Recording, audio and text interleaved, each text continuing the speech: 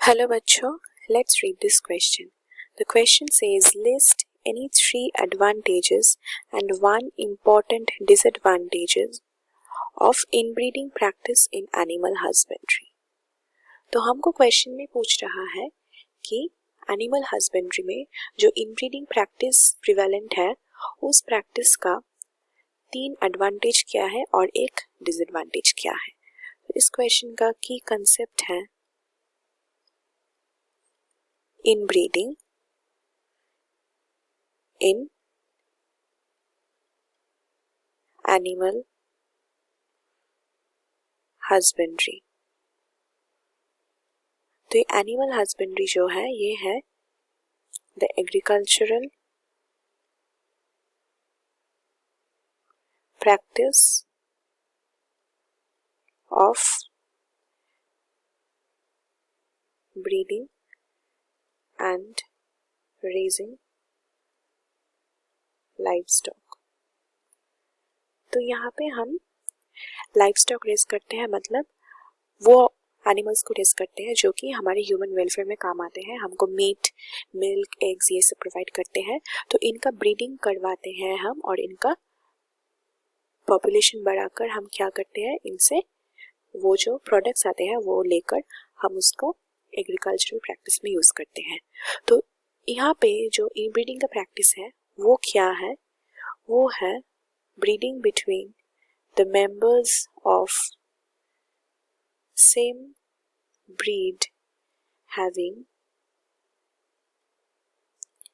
common ancestors up to 4 to 6 generations. तो यहाँ पे 4 से 6 जनरेशन तक कॉमन एंसेस्टर्स होते आ रहे हैं. तो यहाँ पे जो ब्रीडिंग होगा ये ब्रीडिंग होगा between the members of same breed. तो हम देख लेते हैं यहाँ पे एडवांटेज और डिसएडवांटेज क्या है. पहले हम देखेंगे 3 एडवांटेज. तो क्योंकि ये इनब्रीडिंग जो होता है ये होता है members of same breed having common ancestors up to 4 to 6 generations. तो यहाँ पे प्योर लाइन सिलेक्शन होता है. तो ये पहला एडवांटेज हुआ.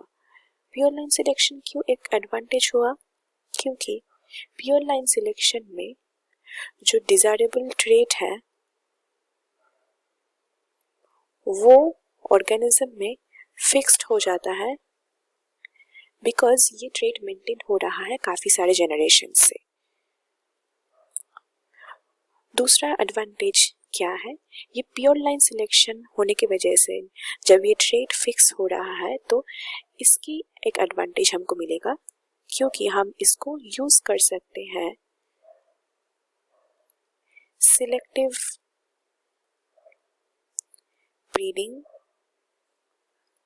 प्रोग्राम्स में, जिसमें हमको कोई एक स्पेसिफिक ट्रेट चाहिए होता है और हमको वो ही मिलना चाहिए. तो हम उस एनिमल्स को यूज कर सकते हैं जो कि इन ब्रीडिंग प्रैक्टिस फॉलो करते हैं.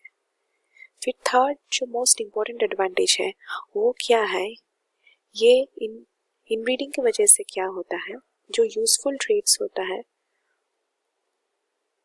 वो सिलेक्ट हो जाते हैं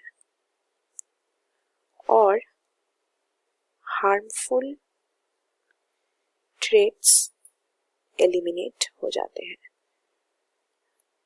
तो ये एडवांटेज हो गया. फिर हम आते हैं डिसएडवांटेज में.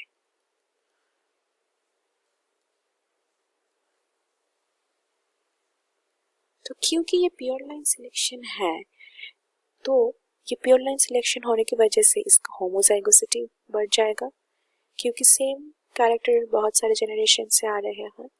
होमोजाइगोसिटी इंक्रीज होने से क्या होगा, इसका प्रोडक्टिविटी जो है प्रोडक्टिविटी डिक्रीज कर जाएगा. और प्रोडक्टिविटी अगर डिक्रीज कर जाएगा तो यहाँ पे हमारा एक डिसएडवांटेज आ जाएगा. और यही नहीं, इससे भी और एक डिसएडवांटेज क्या है, इसका इनफर्टिलिटी जो है वो भी अब ऑर्गेनिज्म में दिखाई देना शुरू होता है. तो ये एक मेजर डिसएडवांटेज हो गया. So that's it with the question. Hope you have understood it well. Best of luck.